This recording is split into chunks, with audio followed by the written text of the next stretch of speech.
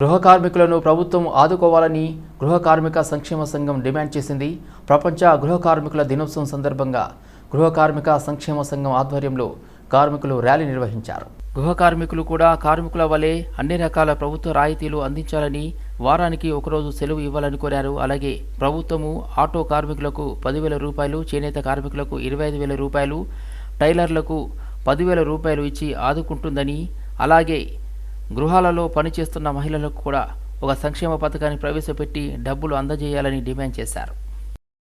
కనీస వేతనాలు చెల్లించాలి, కావాలి కావాలి సంక్షేమము కావాలి, కావాలి కావాలి సంక్షేమము కావాలి, కావాలి కావాలి సంక్షేమము కావాలి, వారానికి ఒక సెలవు కావాలి, వారానికి ఒక సెలవు యూనియన్ తెలంగాణ స్టేట్ ముఖ్యంగా గృహ కార్మికులందరికీ అంతర్జాతీయ గృహ కార్మికుల దినోత్సవం శుభాకాంక్షలు.